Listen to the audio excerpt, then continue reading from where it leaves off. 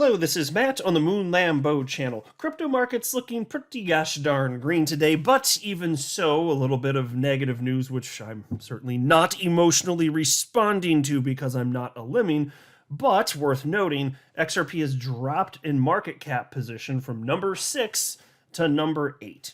And a big chunk of that reason, actually, is if you look at number 7 here in particular, Luna, over the last 24 hours, it's up 9.34%. And so the whole market, by and large anyways, looking pretty darn green, but XRP not as green, up 3.44% over the last 24 hours.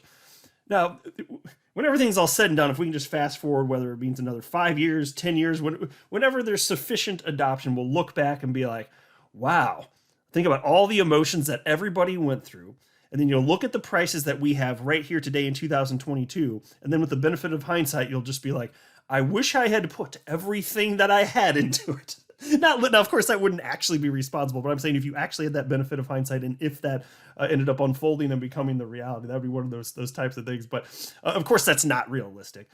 All that said, though, I am nothing but optimistic that XRP is going to be worth an absolute fortune in the future. And I've got a few stories because, look, I'm a big picture type of guy. I'm a long-term thinker when it comes to investing of any kind.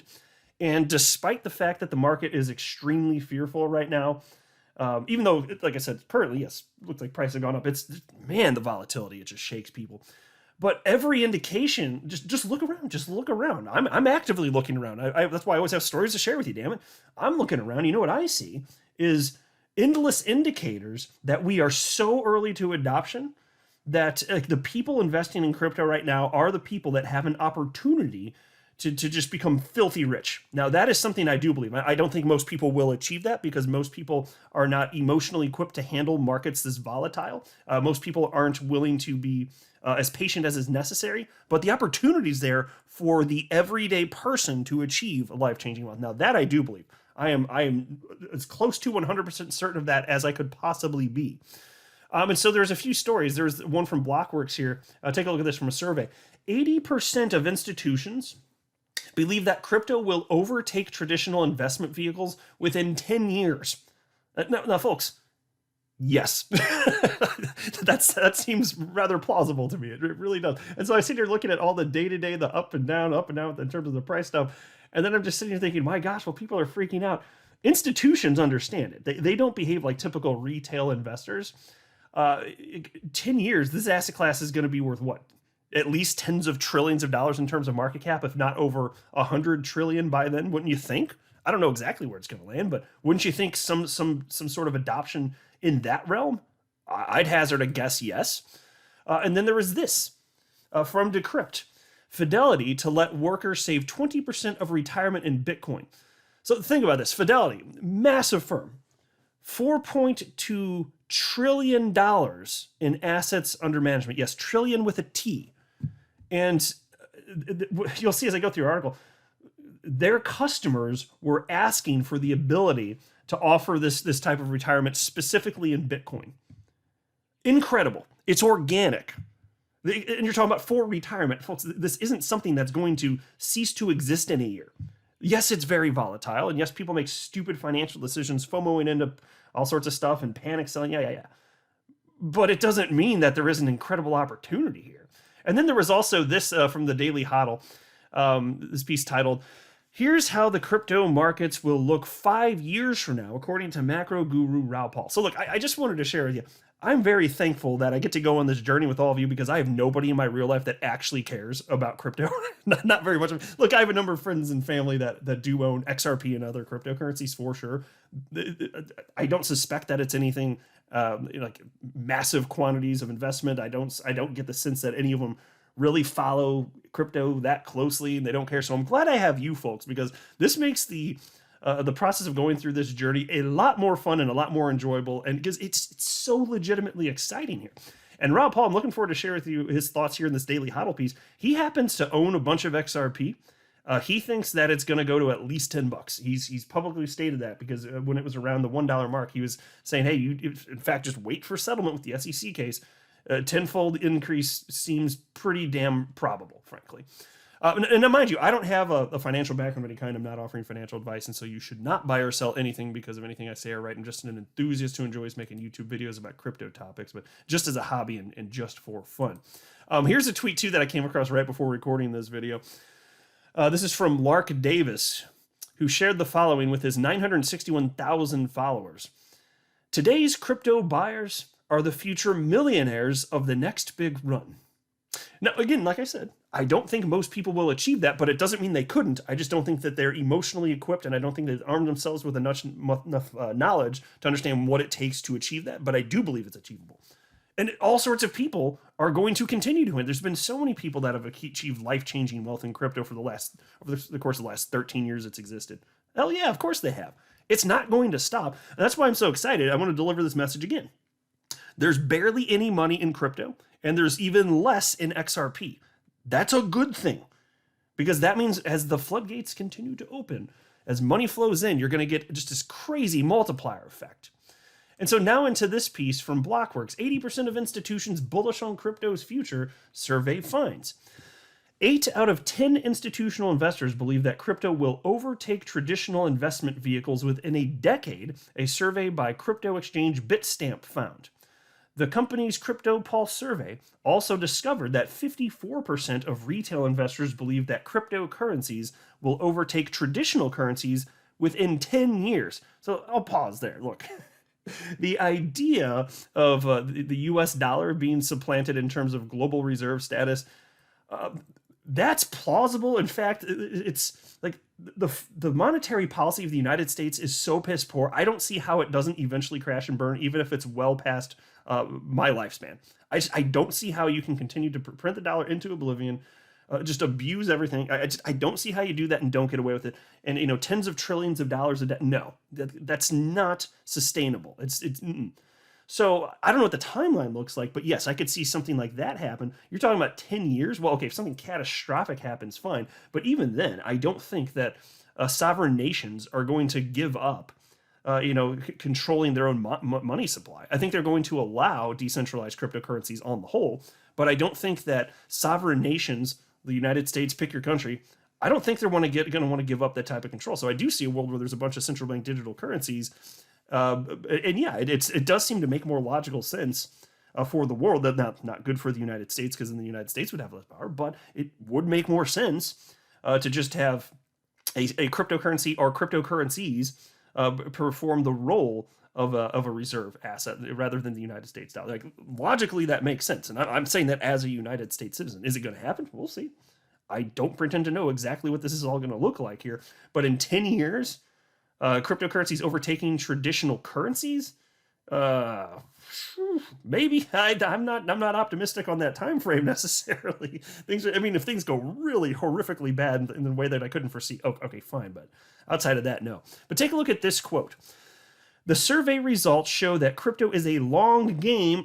Did you hear that? Long game, and we need to be building for the next 50 to 100 million customers. Bitstamp US CEO Bobby Zagata told Blockworks. The industry needs to enable the infrastructure that supports that next wave of investors. So, folks, a couple things here. Bitstamp, by the way, they're actually an on-demand liquidity partner of Ripple, so they're a customer of Ripple's. They've been around for some time here. And the CEO here, absolutely correct. You're talking about that many more people coming in. That's why I'm saying, like, the volatility in the short, who the hell cares? Do you understand what that type of money is going to come from that many people? And that's still just the start. You fast forward a decade. Is it going to be billions of people that have some exposure to crypto? That certainly seems plausible, because adoption increases exponentially as time passes. You fast forward a decade, yeah, probably. Wouldn't you think at least 1 billion, wouldn't you? I don't know, just for a for-fun guess. And you're here now when 3% of humans on the planet, best guess, it's the best estimate I've ever seen, about 3% of humans on the planet have ever owned a cryptocurrency at any point in time. You are so early. And when you invest this early, if we are right about this, my gosh, yes, life-changing. Then you get all these people still panic selling, I know. And I look at how little money's in XRP, I see it's actually useful. This is why I'm so thankful I get to go on this journey with all of you and talk about this stuff. It's incredible that, like, not enough people are paying attention to this. Now you are, so kudos to you for being here. But my gosh. Anyway, piece continues. The survey reflects the opinions of roughly 28,000 respondents, about 5,000 institutional investment strategy decision makers, and 23,000 retail investors across 23 countries. It found that crypto is trusted less than property ownership, which is trusted by about 80% of retail investors and institutions. Shares in stocks are deemed trustworthy by about 69% and 77% of retail investors and institutions, respectively. But still, 67% of retail respondents believe crypto is a trustworthy investment, while 70% of institutional investor respondents said they trust it. Of the latter group, 68% actively recommend crypto and investment strategies. Can you imagine what these numbers would have been like, I don't know, a decade ago? Like about 1% or 2%. Institutional money, nowhere to be found, like 0% institutional money in crypto. Like, it could not be more clear. The writing is on the wall. Crypto is never going away. And it's not going away because it solves problems that cannot be solved unless it exists. So we're talking about decentralized cryptocurrencies specifically, because it changes the dynamics of trust. And there are the applications that you can build as a result of that, the implications of the reduced need for trust. Like, it's hard to understate how important that is. Especially if you're talking about XRP being positioned as a bridge currency, you're removing a huge amount of the trust that is currently required in the legacy financial system to move money around the planet. It's just gone. You don't need it. And there is no other solution. So I'm sitting here looking at this and like, yep, once in a species opportunity for this type of investment. This has never happened in the history of our species, and it's never going to happen again. I'm so thankful to be here. And then there was this. Let's jump into this next one now. This is so cool too. Fidelity to let workers save 20% of retirement in Bitcoin. Now, folks, although this is an XRP-centric channel and XRP is personally my largest crypto holding, I'm still pro Bitcoin. I'd like to see it just exist forever. Even though it's the least technologically advanced crypto on the planet, I'm still fond of it because it was the first. And humans behave like humans. So even if you don't think it makes sense or I don't think it all makes sense, it doesn't matter in the end. If enough people on the planet say it makes sense, then it's just going to be here forever. Because here's the thing: once something is a standard, it's very hard to supplant that. It's hard to supplant a standard. And so again, I'd rather just have Bitcoin stick around, even though it's the least technologically advanced cryptocurrency out there. If it's doing its thing, it's got first mover advantage. Okay, fine. It doesn't matter. Fidelity Investments, America's largest provider of 401k savings accounts, is rolling out the Digital Assets Account, a new proprietary offering that gives companies access to Bitcoin, the world's leading cryptocurrency. According to a New York Times report, the new product is expected to go live this summer, enabling companies, if they choose to do so, to add Bitcoin to their customers' retirement savings accounts. So pause, think about this. Given that this is organic growth, and I'm going to share with you a quote that indicates that as well in just a second here. Given that this is organic growth, what do you think this is going to do for supply and demand? And then look, Bitcoin leads the market. XRP follows with every other altcoin. Cool. I'm thrilled about that. Let people buy a ton of Bitcoin. Let the rest of the market follow. If you put in $1,000 in Bitcoin today and $1,000 in XRP, what do you think will be worth more in 10 years? Because my guess, and there's no way to know for sure this, and I'm not pretending there's no risk associated with this. This is why I'm not telling you to buy or sell anything. My guess would be that XRP would be worth a decade from now substantially more, assuming Bitcoin and XRP are both still around and they're still being adopted. My anticipation of that is that XRP would be worth substantially more because there's almost no money in it. It's so much easier to throw in, because how much money do you have to throw in to get XRP's price to double versus how much money has to be thrown into Bitcoin to get its price to double? It's not even close. It's just incredible, the opportunity. And so we're seeing the actual adoption here. They wouldn't be offering this if crypto wasn't here to stay. They have to firmly believe that. And again, they're getting asked for. So here's the quote. Check this out. We started to hear a growing interest from plan sponsors organically as to how could Bitcoin or how could digital assets be offered in a retirement plan. Dave Gray, head of workplace retirement offerings and platforms at Fidelity Investments, told the New York Times. Well, how about that?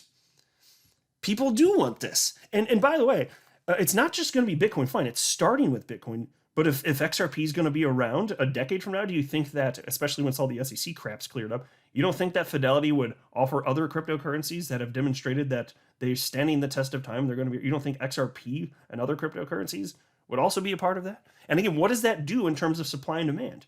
When you have a crazy percentage increase in the amount of demand and the supply is the supply, like, what do you think is going to happen here? And so then there was this from the Daily Hodl. Here's how the crypto markets will look 5 years from now, according to macro guru Raoul Pal. I like this guy. I'm a fan of Raoul Pal. He just seems like an intellectually honest person, and I gravitate towards people that are intellectually honest, even if they don't agree with me or I don't agree with them, whatever.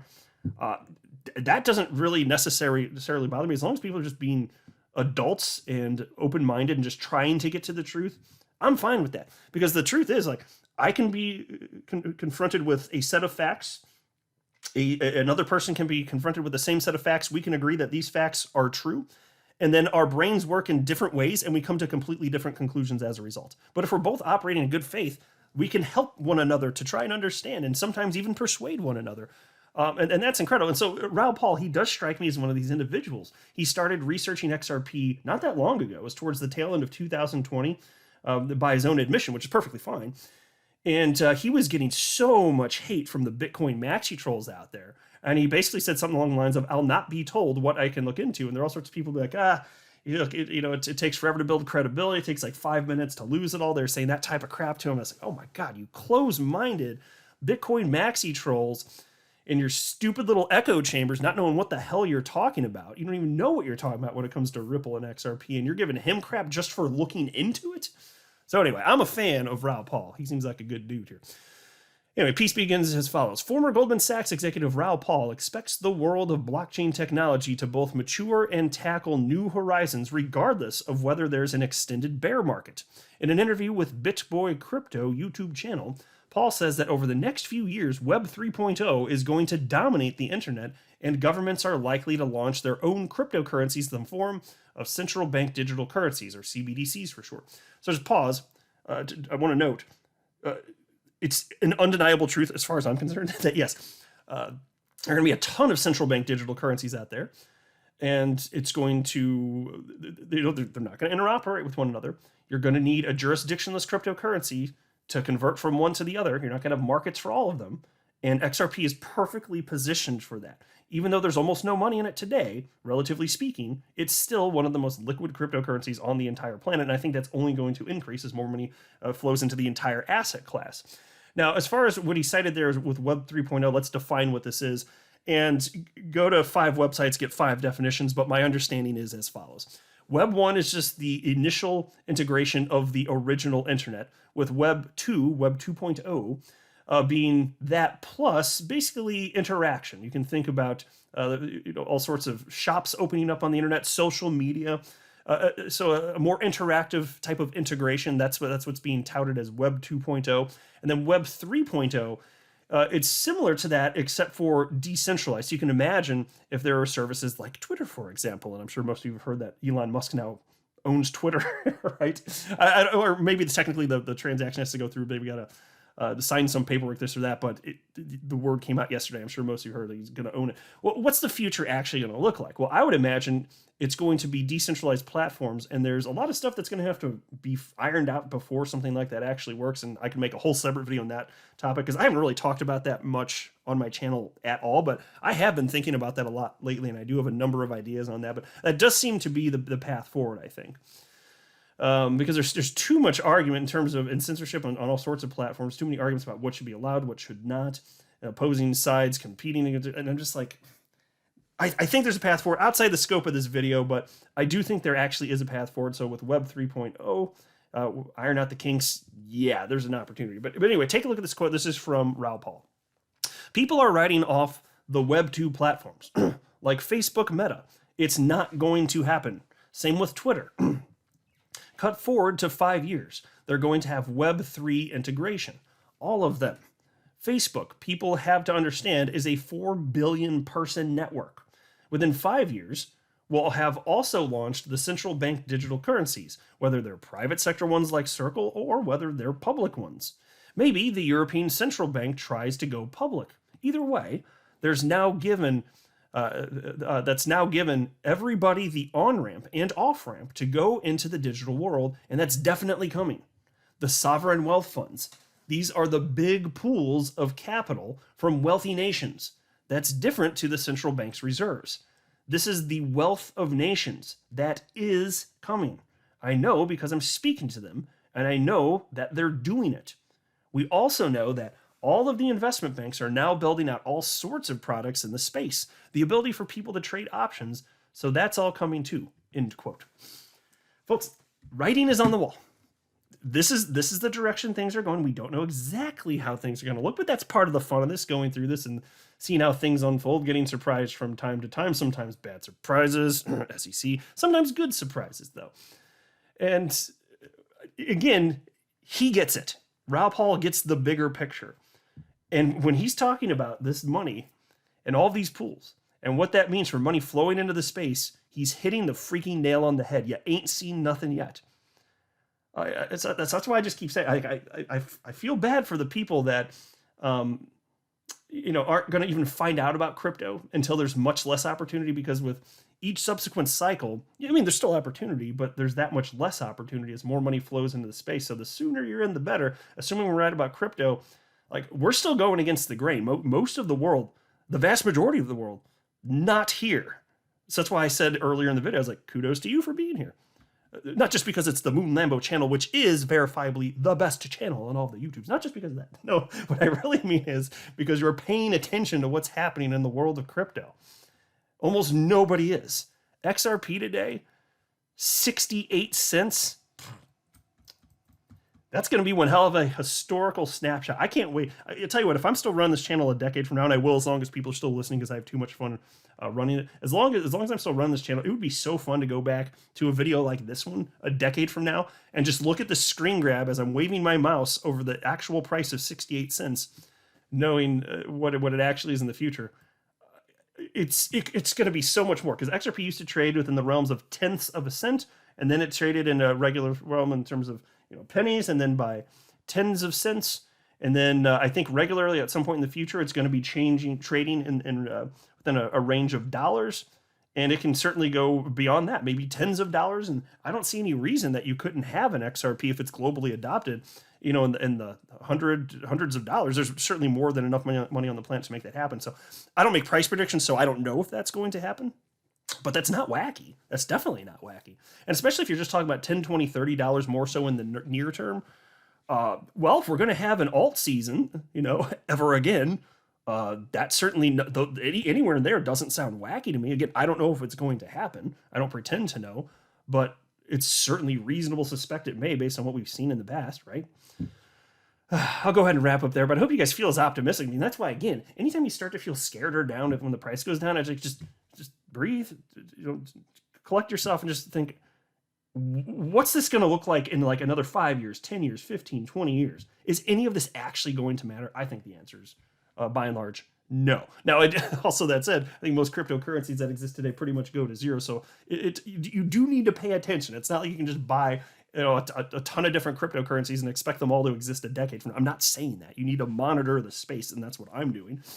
But I still think just monitor it, make adjustments as necessary as time passes, and my gosh, riches await. I'm not a financial advisor. You should not buy or sell anything because of anything that I say or write. That would be a very, very, very bad idea. Until next time, to the Moon Lambo.